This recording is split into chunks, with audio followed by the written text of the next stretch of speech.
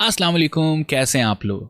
आज एडोबी इंडिज़ाइन की इस क्लास में हमने अलाइन पैनल सीखना है कि किस तरीके से अलाइनमेंट वर्क करती है एडोबी इंडिज़ाइन में। तो चलें जी जल्दी से शुरू करते हैं।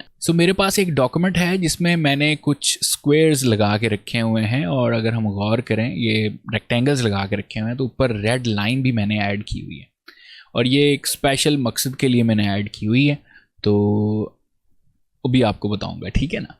अगर हम जाएं विंडो के मेन्यू में, तो यहाँ पर अलाइन पैनल नहीं मौजूद। जैसे कि इलस्ट्रेटर में अगर हम जाएं तो वहाँ पर फ्रंट के ऊपर सबसे पहले ही हमारा अलाइन पैनल मौजूद होता है, बट यहाँ पर नहीं है। यहाँ पर जाने के लिए आपको ऑब्जेक्ट, लेआउट और अलाइन के ऊपर जाना पड़ेगा, और यहाँ पर शिफ्ट F7 भी क्लिक कर सकते हैं, ठीक है। तो हम यहाँ क्लिक करेंगे, आपके पास अलाइन पैनल ओपन हो जाएगा। इसको हम ड्रैग करके बाहर ले आते हैं, और पाथ फाइंडर को हमने क्लोज कर दिया। अगर पाथ फाइंडर की एपिसोड देखनी है तो लिंक डिस्क्रिप्शन में मौजूद है, वो आप चेक कर सकते हैं जाके।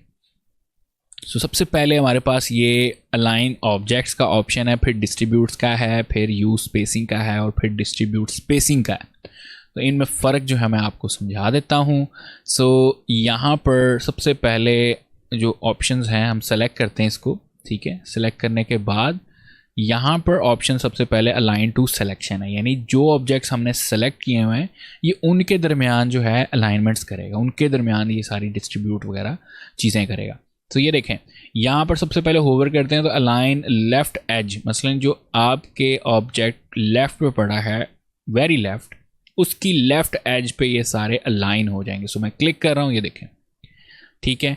मैं कंट्रोल Z कर रहा हूँ यहाँ पर, और इसको जो है हम राइट पे अगर करना चाहें तो वेरी राइट की जो राइट एज है उसके जो है हमारे पास ये अलाइनमेंट हो जाएगी, ठीक है। अब सेंटर में होता ये है कि वैसे तो ऑब्जेक्ट ये दोनों भी सेंटर में नहीं है अगर हम बनाएं, लेकिन ये जो हमारी ओवरऑल जो सिलेक्शन है उसके सेंटर में सारे ऑब्जेक्ट आ जाएंगे। ये मैंने क्लिक किया है, ये देखें, हालांकि ऊपर वाला भी मूव हुआ है, नीचे वाला भी मूव हुआ है, ठीक है। ये देखें, ओवरऑल जो सिलेक्शन का सेंटर बनता है, यानी ये वाला जो पॉइंट बन रहा है, ये जो इसके जो है वो सेंटर हो जाएगा। थोड़ा सा मैं जूम करता हूँ इन्हीं ऑब्जेक्ट्स के ऊपर, और फिर हम दोबारा करते हैं जी, ठीक है। कंट्रोल Z कर रहा हूँ मैं। अब नेक्स्ट हमारे पास यहाँ पर है कि आपका अलाइन जो है वो टॉप एजेस पे चला जाए। तो जैसे ही मैंने क्लिक किया है ये सारे टॉप एजेस पे क्लैप्स हो गए, वहीं पे सारे इकट्ठे हो गए। इसी तरीके से हमारे पास बॉटम क्या है, यानी वेरी बॉटम की जो बॉटम एज है उसके ऊपर क्लिक करके ये हमारा पास सारे बॉटम पे इकट्ठे हो गए। और इसी तरीके से ओवरऑल जो हमने सिलेक्शन ली है, और ये आप सेंटर मान सकते हैं इसका, ठीक है ना। इसके सेंटर जो है ना, यहाँ पे अगर हम ऊपर होवर करें तो वो वर्टिकली जो है इसके अलाइन कर देगा सबको। तो ये देखें, ठीक है। ये हमारे पास जो है अलाइन ऑब्जेक्ट्स का ऑप्शन और किस तरीके से वर्क करता है। डिस्ट्रीब्यूट ऑब्जेक्ट्स जो हैं ये आपकी एजेस वाइज कर रहे होते हैं। ये जो फॉर एग्जांपल यहाँ से हमने अलाइन टू सिलेक्शन किया हुआ कि जो हमने सिलेक्शन ली उसी के दरमियान ये चीज़ें हों। यहाँ पर टॉप अगर हम क्लिक करें डिस्ट्रीब्यूट टॉप ऑब्जेक्ट, तो हम क्लिक करेंगे तो इसके दरमियान जो हमारे पास डिस्ट्रीब्यूशन है वो हमारी एज टू एज होगी। मतलब इस एज से लेकर इस एज तक डिस्ट्रीब्यूशन सेम है, स्पेसिंग सेम है, और इस एज से लेकर इस एज तक। अब ऐसे फील हो रहा है, जिसमें इसको सेंटर कर लेता हूँ, कि ये बिल्कुल इक्वल है क्योंकि ऑब्जेक्ट इक्वल थे साइज़ में। तो अगर हम डबल क्लिक करके किसी का साइज़ छोटा और किसी का मीडियम कर लेते हैं, और इसका थोड़ा सा लेंथ में ज़्यादा कर लेते हैं। अब मैं सेलेक्ट करके इसको टॉप ऑब्जेक्ट के डिस्ट्रीब्यूट कर रहा हूँ, और ये जो जितनी भी रेड लाइंस टॉप वाली दिख रही हैं, ये मकसद लगाने का यही था कि ये जो एजेस हैं ये बराबर हो जाए, यानी कि आपके टॉप वाली एज सारी इक्वली डिस्ट्रीब्यूट हो चुकी हैं। अब ये कैसे अंदाज़ा लगा सकते हैं, अगर आप एक रेक्टेंगल लगाएं, ठीक है, और क्लिक और ड्रैग करके हम इसको एज टू एज टॉप पे लेके जाएं, और इसका कलर थोड़ा सा चेंज कर लेते हैं हम, ठीक है। डबल क्लिक करें, कलर चेंज, और फिर मैं इसकी कॉपी लूँगा, और ये देखें जी ये हमारा सेम, मैं आपको बता रहा हूँ, इसके टॉप एज के साथ आ रहा है। इसी तरीके से ऑल्ट का बटन, और ये देखें, सही है ना। ये आपकी एज टू एज हो गई, टॉप एज। इसी तरीके से हमारे पास बाकी भी ऑप्शंस हैं, ये आपके मिड में जाता है। मसलन मिड में जो इसका आ रहा है सेंटर में, ठीक है ना, और ये वर्टिकली हॉरिजेंटली दोनों मौजूद हैं। सो अगर हम इनको सिलेक्ट करते हैं और यहाँ पर क्लिक करते हैं तो इसके मिड से जो उठाएगा एज, यानी मिडिल से लेकर मिडिल तक ये जो आपकी डिस्ट्रीब्यूशन है वो सेम होगी। इस वजह से ऐसे फील होता है कि हमारे जो ऑब्जेक्ट है वो इक्वली डिस्ट्रीब्यूट नहीं है, बट यहाँ पे मकसद कुछ और है इन ऑब्जेक्ट्स का, कोई छोटा है कोई बड़ा है, लेकिन उसमें जो एज टू एज डिस्ट्रीब्यूशन वो होती है हमारी सेम है। इसी तरीके से हम बॉटम वाले को भी कर सकते हैं। आप जैसे मैंने बॉक्सेस लगा के देखा है, मेजरमेंट की है, आप भी चेक कर सकते हैं कि इनका जो यहाँ से लेकर यहाँ तक एज सेम होगी डिस्टेंस में, और यहाँ से लेकर यहाँ तक और फिर यहाँ से लेकर यहाँ तक ये इक्वल होंगे। ठीक है, अब यहाँ पर देखें नेक्स्ट हमारे पास इसकी अलाइनमेंट मैं करना चाह रहा हूँ टॉप वाइज, ये देखें, और इसको हमने अगर सेंटर वाइज करना है इक्वल तो यहाँ से कर सकते हैं डिस्ट्रीब्यूट ऑब्जेक्ट्स अलाइन, और यहाँ से बॉटम में कर लेते हैं जैसे मैंने आपको ऑलरेडी गाइड किया हुआ। अब यहाँ से वही चीज़ है कि अगर आप लेफ़्ट एज वाइज करना चाहते हैं और इधर से मैं इसको ये कर रहा हूँ तो इसका इस एज से लेकर इस एज तक स्पेसिंग जो है वो बराबर हो जाएगी। ठीक है, ये एजेस वाइज है। अब नेक्स्ट हमारे पास यूज स्पेसिंग है। अगर आप कोई स्पेशल यहाँ पर 0.2 इंचज़ वाइज आप स्पेसिंग देना चाहते हैं तो वो भी पॉसिबल है कि हर ऑब्जेक्ट के अंदर उतनी ही स्पेसिंग आ जाएगी जितनी आप देना चाह रहे हैं। फॉर एग्जांपल यहाँ से मैं 1 इंच कर रहा हूँ और फिर दोबारा क्लिक करता हूँ, इनके दरमियान 1 इंच की स्पेसिंग आएगी एज टू एज।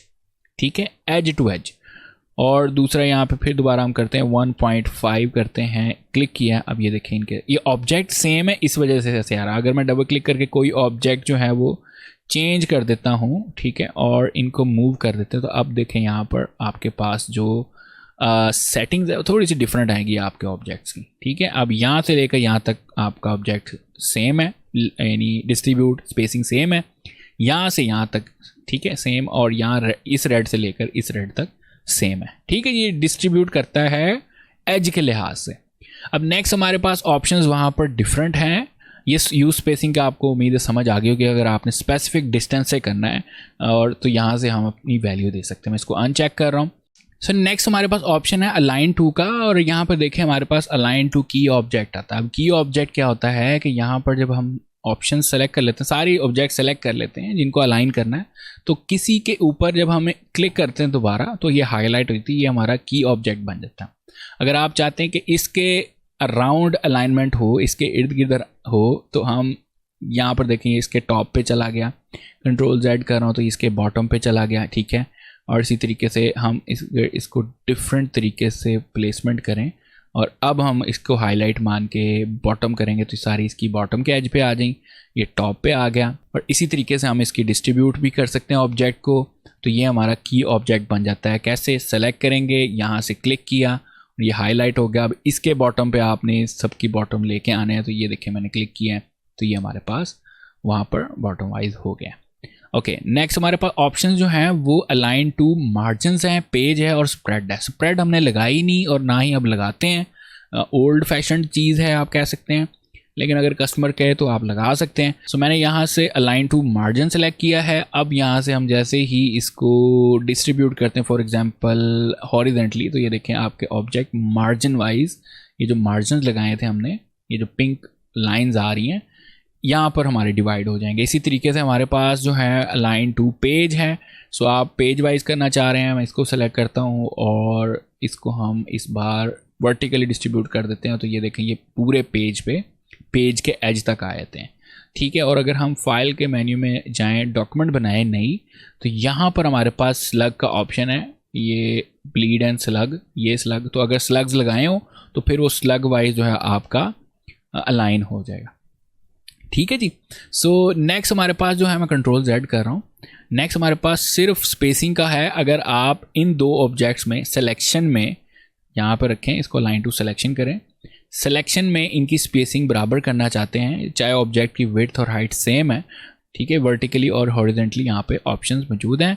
अगर आप हॉरिजेंटली, वैसे इनको मैं हॉरिजेंटली करना चाह रहा हूँ तो मैं क्लिक करूँगा तो ये देखें इनकी स्पेसिंग हमारी बराबर होगी है अलाइन टू सिलेक्शन करके। और अगर हम अलाइन टू पेज या मार्जिन करते हैं और जूम आउट करता हूँ और यहाँ से देखें मैंने अलाइन टू लाइक डिस्ट्रीब्यूट किया है हॉरिजेंटली, ठीक है, तो ये देखें ये सारे पेज आपके सारे ऑब्जेक्ट्स जो हैं वो आपके इक्वली डिस्ट्रीब्यूट हो गए स्पेसिंग वाइज पूरे पेज के पूरे मार्जिन के ऊपर। ठीक है, बट इसी तरीके से आप अगर वर्टिकली करना चाह रहे हैं तो यहाँ से मैं इसको वर्टिकली करके आता हूँ अपने ऑब्जेक्ट्स को, ठीक है, थोड़े छोटे कर लेते हैं।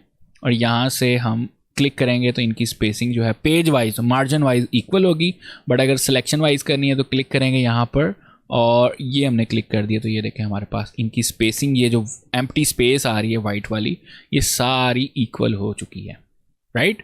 और इसी तरह हम जैसे यूज़ स्पेसिंग का ऑप्शन यूज़ किया है, हमारे पास यहाँ पर भी यूज़ स्पेसिंग का ऑप्शन है, इसको क्लिक करें और डिफाइन कर दें इनके दरमियान कितनी स्पेसिंग होनी चाहिए। जैसे मैं 0.2 इंचज़ रखना चाह रहा हूँ और मैंने क्लिक कर दिया तो ये देखें इनके दरमियान जो 0.2 इंचज़ की स्पेसिंग आ जाएगी। सो अगर आप मैनुअली डिफाइन करना चाहते हैं अपनी वैल्यू के ये इनके दरमियान इतनी स्पेसिंग आए तो आप ये यूज़ स्पेसिंग वाला ऑप्शन यूज़ कर सकते हैं। तो यही था जी आज की क्लास, जिसमें हमने अलाइन को डिस्कस किया कि अलाइन पैनल के ज़रिए हम क्या क्या ऑब्जेक्ट के साथ कर सकते हैं, किस तरीके से हम स्पेसिंग को कंट्रोल कर सकते हैं, किस तरीके से हम ऑब्जेक्ट्स की अलाइनमेंट और डिस्ट्रीब्यूट कर सकते हैं। फिर मुलाकात होगी जी नेक्स्ट क्लास में और उसमें कुछ और टूल्स को डिस्कस करेंगे और फिर हम कुछ बनाना सीखेंगे इन डिज़ाइन में। तब तक अपना ख्याल रखिएगा। Take care. अल्लाह हाफिज़।